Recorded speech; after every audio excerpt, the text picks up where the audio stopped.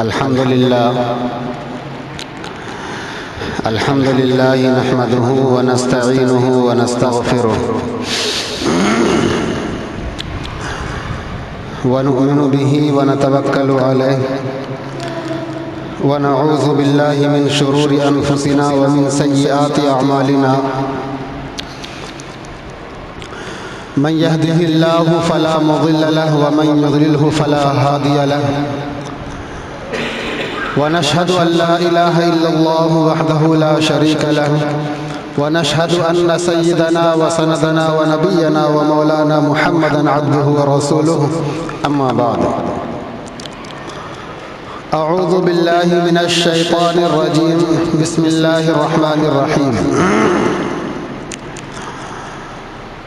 ما يلفظ من قول إلا لديه رقيب عتيد وقال الله تبارك وتعالى فلا تقل لهما أف ولا تنهرهما وقال النبي صلى الله عليه وسلم لا طاعة لمخلوق في معصية الخالق أو كما قال عليه الصلاة والسلام۔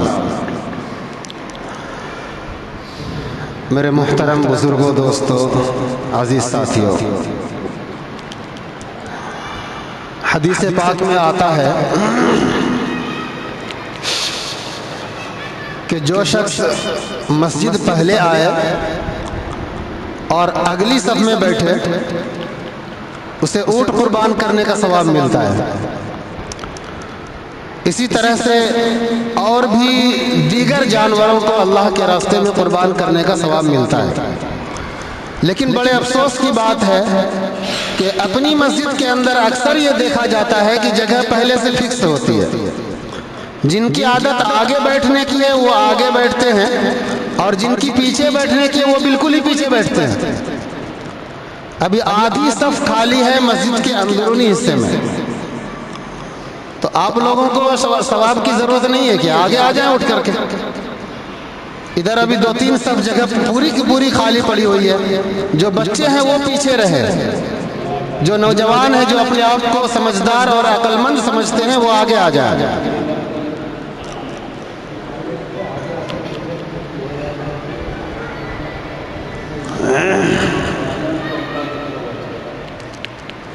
ایک صف جب پر ہو جائے پھر دوسری صف کو شروع کرنے کا حکم ہے۔ اسلام کے اندر یہی خوبصورتی ہے کہ ہر چیز کو بیان کر دیا، کس چیز کے اندر کیا فائدہ ہے، کیا نقصان ہے، وہ سب کچھ بیان کر دیا۔ مجلس کے بھی کچھ فوائد ہیں، درمیان میں جگہ خالی نہ ہو ورنہ اس میں شیطان بیٹھ جاتا ہے اور پھر پاس میں جو لوگ بیٹھے ہوتے ہیں اس کے ذہن میں الٹے سیدھے خیالات ڈالتا ہے کہ پھر جو باتیں ہو رہی ہوں دین کی وہ سمجھ میں نہیں آتی ہیں۔ اس لیے جب بیٹھے تو مل کر بیٹھے اور پہلی صف کو پر کرتے ہوئے چلے۔ بہرحال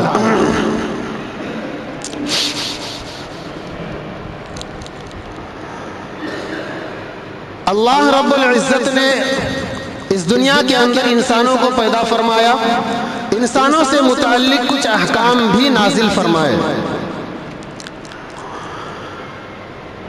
ابھی کچھ دن پہلے یہ بات آئی تھی کہ انسان سے 2 حق متصل ہوتے ہیں، لاحق ہوتے ہیں۔ پہلا حق اللہ کا ہوتا ہے اور دوسرا حق بندوں کا ہوتا ہے۔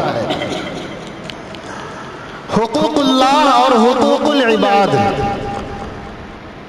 اسی کے متعلق میں کچھ باتیں آپ کے سامنے رکھنے کی کوشش کر رہا ہوں۔ اللہ سے دعا کریں کہ اللہ تعالیٰ صحیح صحیح کہنے کی توفیق عطا فرمائے۔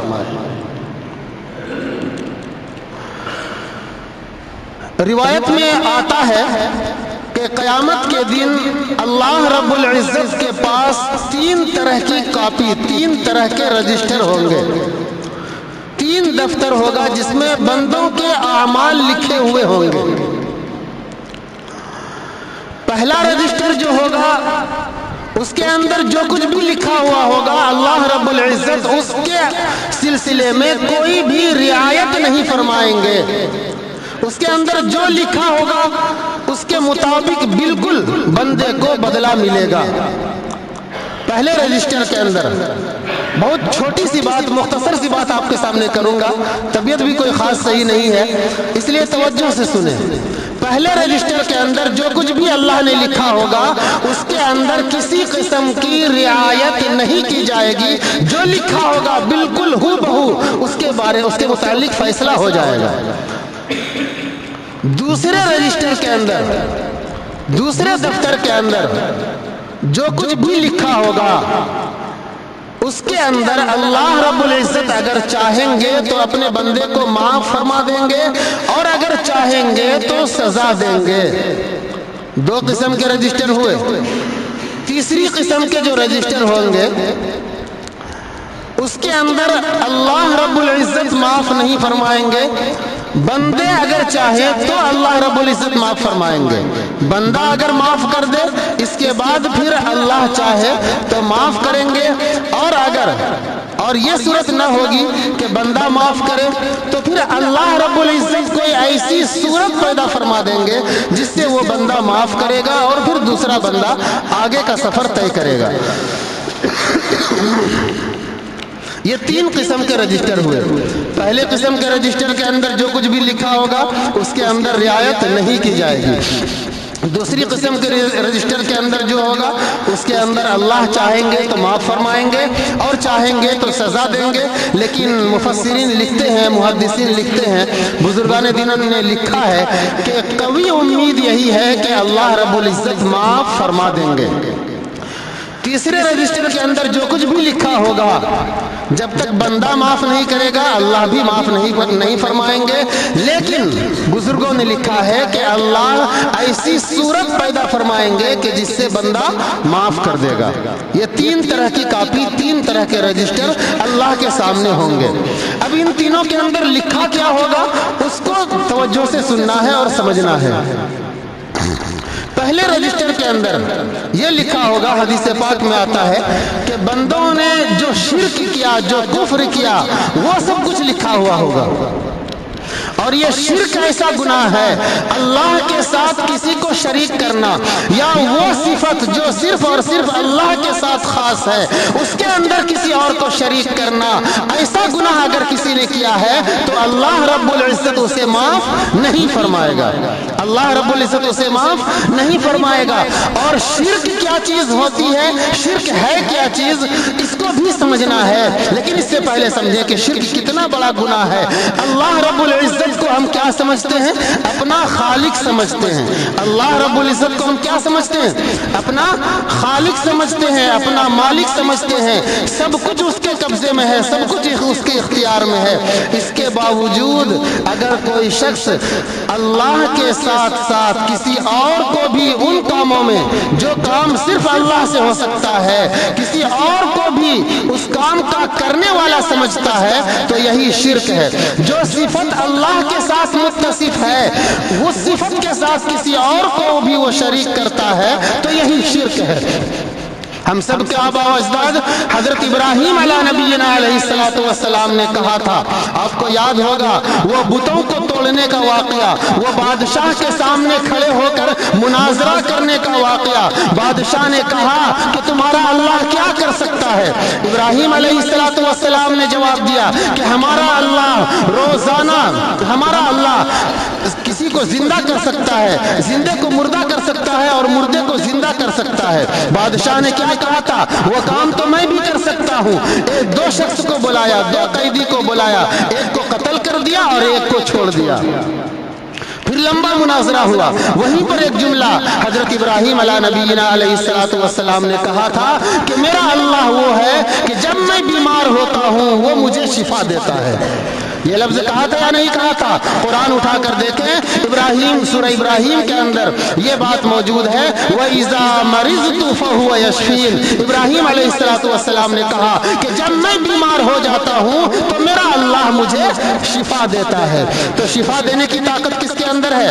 اللہ کے اندر ہے۔ ہم میں سے کوئی بھی بیمار ہو جائے، شفا دینے کی طاقت کس کے اندر ہے؟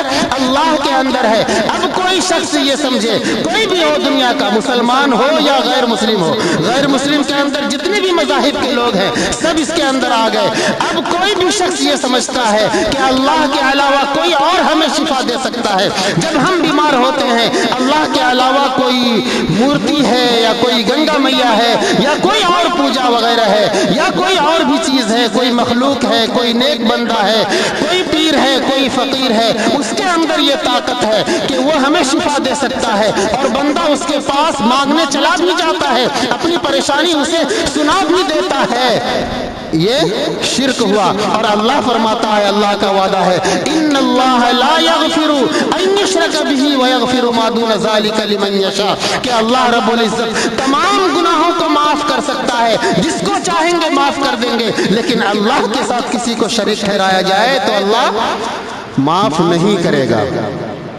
مسلمانوں کا عقیدہ آج کے دور میں، کیونکہ ہم اسلام سے دور ہوتے چلے جا رہے ہیں، ہمارا رشتہ چونکہ مدرسوں سے کٹتا چلا جا رہا ہے، ہمارا رشتہ مسجدوں سے دور ہے، کٹتا چلا جا رہا ہے، ٹوٹتا چلا جا رہا ہے، ہمارا رشتہ آج کے وقت میں اللہ سے کمزور ہوتا چلا جا رہا ہے، ہمارا ایمان بھی کمزور ہو گیا، ہمارا عقیدہ بھی کمزور ہو گیا۔ اب ایسے وقت میں ہر ایک چیز کا ایک وقت متعین ہوتا ہے، اللہ کی طرف سے ہر ایک چیز کا ایک وقت متعین ہوتا ہے۔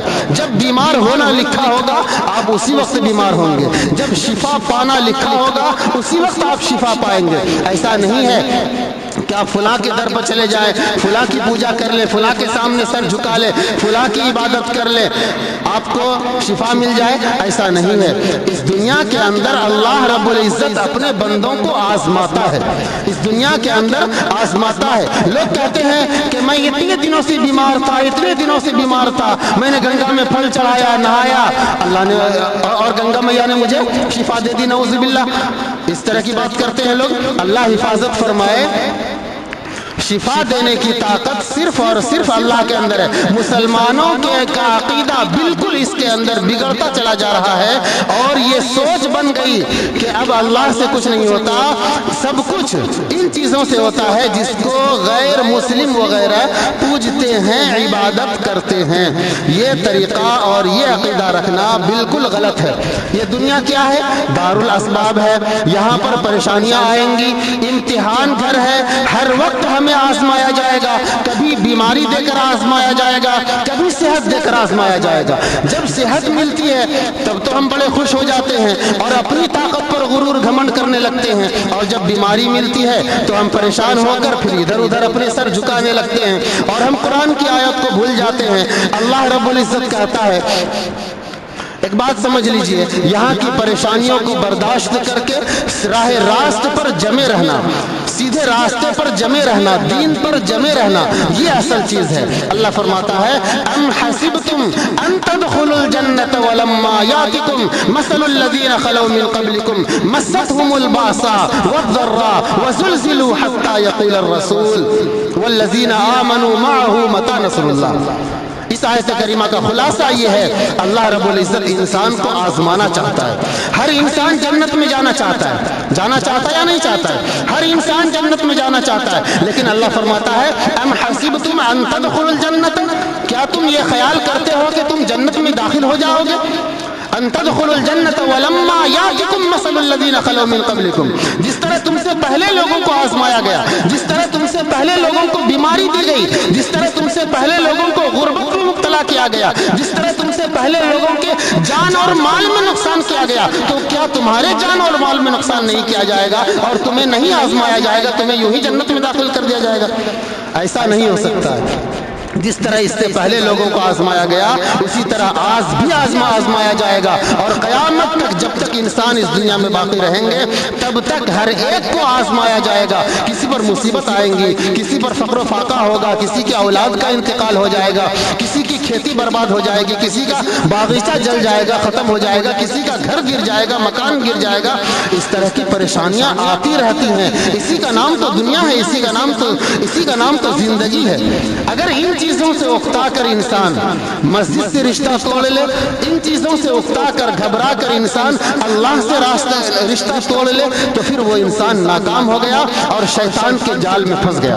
تو میں یہ بات کہہ رہا تھا کہ پہلی رجسٹر کے اندر جو لکھا ہوا ہوگا ہوگا وہ شرک و کفر کو درج کیا گیا ہوگا، لکھا گیا ہوگا۔ اور شرک یہ بہت بڑا گناہ ہے، اللہ رب العزت اس کے اندر بالکل بھی رعایت نہیں فرمائیں گے۔ جس نے بھی مسلمان گھر میں پیدا ہوا، نماز بھی پڑھ رہا ہے، روزہ بھی رکھ رہا ہے، لیکن عقیدہ کچھ اور ہے اس کا، اللہ کے ساتھ کسی اور کو بھی خدا کا درجہ دیتا ہے، مصیبتوں کا دور کرنے والا، بیماریوں سے نجات دینے والا، صحت دینے والا، رزق دینے والا، یہ ساری چیزیں وہ اگر سمجھتا ہے تو اس نے شرک کیا۔ اور اللہ فرماتا ہے والذین کفروا وکذبوا بآیاتنا اولئک اصحاب النار هم فیہا خالدون۔ جن لوگوں نے کفر کیا، جن لوگوں نے اللہ کی آیتوں کو جھٹلایا، اللہ کی نشانیوں کو جھٹلایا، ایسے لوگوں کا ٹھکانہ کہاں ہوگا؟ وہ لوگ جہنم میں جائیں گے اور ہمیشہ جہنم ہی میں رہیں گے۔ یہ کافروں کی سزا ہے اور یہ شرک کرنے والوں کی سزا ہے، یہ بت پرستوں کی سزا ہے۔ حضور صلی اللہ علیہ وسلم کے بارے میں آپ کو پتا ہوگا کچھ القاب ہیں، جیسے حضور صلی اللہ علیہ وسلم کو شفیع المذنبین کہا جاتا ہے۔ کبھی سنا یہ لفظ؟ حضور صلی اللہ علیہ وسلم کو شفیع المذنبین کہا جاتا ہے، یعنی گنہگاروں کو بخشوانے والے، گنہگاروں کی سفارش کرنے والے۔ اس کے علاوہ کہیں پر بھی اب حدیث کے اندر تلاش کریں گے تو یہ لفظ نہیں ملے گا کہ شفیع الکافرین ہیں۔ حضور صلی اللہ علیہ وسلم شفیع الکافرین ہیں یا شفیع المنافقین ہیں، اس طرح کا لفظ آپ کو نہیں ملے گا کہ حضور منافقوں کی شفاعت کرنے والے ہیں، منافقوں کے لیے اللہ کے سامنے یہ عرض کریں گے کہ ان کو بخش دیا جائے، یا کافر اور مشرک کے بارے میں یہ عرض کریں گے کہ ان کو بخش دیا جائے، ایسا کہیں پر بھی نہیں ملے گا۔ یہ تو ملتا ہے کہ شفیع المذنبین ہے، یعنی گنہگاروں کو بخشوانے والے ہیں۔ ہم گنہگار ہوں چلے گا لیکن مشرک نہ ہو، کیا نہ ہو؟ مشرک نہ ہو۔ آج کے دور میں جبکہ سب کچھ ملا جلا چل رہا ہے، اپنے ایمان کو بچانا بہت ضروری ہے۔ کہیں ایسا نہ ہو کہ ہم رہیں تو مسلمان کے گھروں میں اور اللہ کے یہاں ہمارا شمار، ہماری گنتی کافروں میں ہو رہا ہو۔ اس لیے سب سے پہلا اپنے عقیدے کو درست کرنا بالکل ضروری چیز ہے، بہت ہی اہم چیز ہے۔ اپنے عقیدے کو ضرور صحیح کرنے کی کوشش کریں گے انشاءاللہ۔ دوسرے رجسٹر کے اندر جو لکھا ہوگا، میں نے کہا کہ اس کے اندر اللہ رب العزت چاہے گا تو معاف فرما دیں گے اور چاہیں گے تو سزا دیں گے، لیکن قوی امید یہ ہے کہ اللہ معاف فرما دیں گے۔ اس رجسٹر کے اندر لکھا ہوگا حقوق اللہ کو، اللہ کے جو حق ہیں اسے لکھا گیا ہوگا۔ اللہ نے بندوں پر جب 15 سال کی عمر ہو جائے یہ لکھا کہ بندہ نماز پڑھے، مالدار ہو تو زکوٰۃ دے، مالدار ہو تو حج کرنے کے لیے جائے، رمضان کا مہینہ آئے تو روزہ رکھے۔ یہ ساری چیزیں حقوق اللہ میں سے ہیں۔ ان چیزوں کے اندر اگر ہم نے کوتاہی کی، ان چیزوں کے اندر اگر ہم نے کوتاہی کی تو اللہ رب العزت اگر چاہے گا تو معاف فرما دے گا اور اگر چاہے گا تو سزا دے گا۔ لیکن بزرگوں نے لکھا ہے قوی امید یہی ہے کہ اللہ معاف فرما دیں گے، لیکن اس کے باوجود اللہ سے امید تو ہے، لیکن اس کے باوجود اپنے اعمال کو سدھارنے کی ضرورت ہے، اپنے اعمال کو سدھارنے کی ضرورت ہے۔ آج ہم مسلمان ہو کر دین سے بہت دور ہوتے چلے گئے۔ آج ہم مسلمان ہیں لیکن ہمیں اسلام کے جو احکام ہیں ہم اس سے بالکل بھی واقف نہیں ہیں، غافل پڑے ہوئے ہیں اور سیکھنے کی بھی کوشش نہیں کرتے ہیں۔ تو حقوق اللہ کو بھی ادا کرنے کی کوشش کریں گے انشاءاللہ، کریں گے نا بھائی انشاءاللہ۔ بات بہت مختصر میں کر رہا ہوں۔ تیسری چیز ہے حقوق العباد، تیسری چیز ہے حقوق العباد، بندوں کا حق۔ ہم اس دنیا میں رہتے ہیں، ہمارے آس پاس میں لوگ ہیں، ہمارے رشتہ دار ہیں، ماں باپ ہیں، ہر ایک کا ایک دوسرے پر شریعت نے حق بیان کیا، اور یہ سب دین میں سے ہے، یہ سب اسلام میں سے ہے، یہ سب حضور صلی اللہ علیہ وسلم کے طریقے میں سے ہے، اور اس کو بھی ادا کرنا ضروری ہے۔ ماں باپ کا بچوں پر کیا حق ہے، بچوں کا ماں باپ کے اوپر کیا حق ہے؟ عام طور پر یہ دیکھا جاتا ہے کہ والدین کے حقوق بیان کیے جاتے ہیں، کہ والدین کو بچے تکلیف نہ پہنچائے، لیکن بچوں کے بھی کچھ حقوق ہیں ماں باپ کے اوپر، اس کو بیان نہیں کیے جاتے ہیں۔ جیسے بچہ پیدا ہو اس کا اچھا نام رکھنا ہے، اسے اچھی تعلیم دینی ہے، اچھے اخلاق سکھانے ہیں، ان چیزوں سے بچے آج بہت دور ہیں۔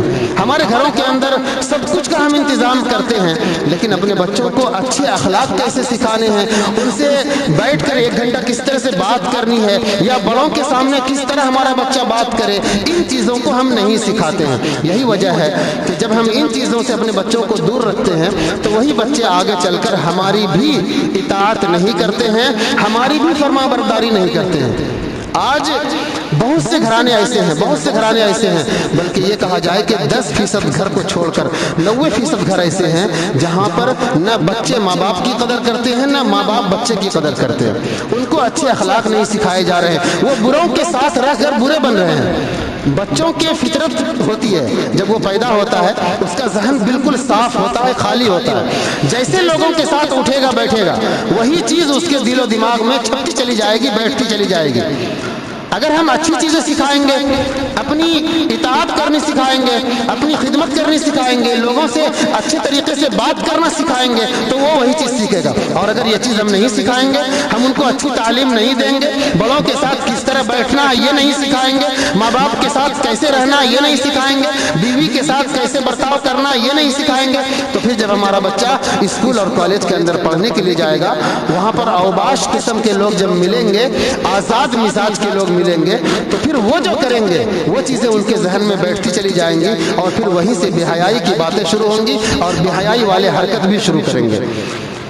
اور پھر دھیرے دھیرے ایسا وقت آئے گا کہ وہ بچے آپ کی خدمت کرنا تو دور، آپ اسے سختی سے سمجھائیں یہ تو دور، آپ اسے نرمی سے، پیار سے، محبت سے بھی کوئی بات کہیں گے تو وہ بھی سننے کو تیار نہیں ہوگا۔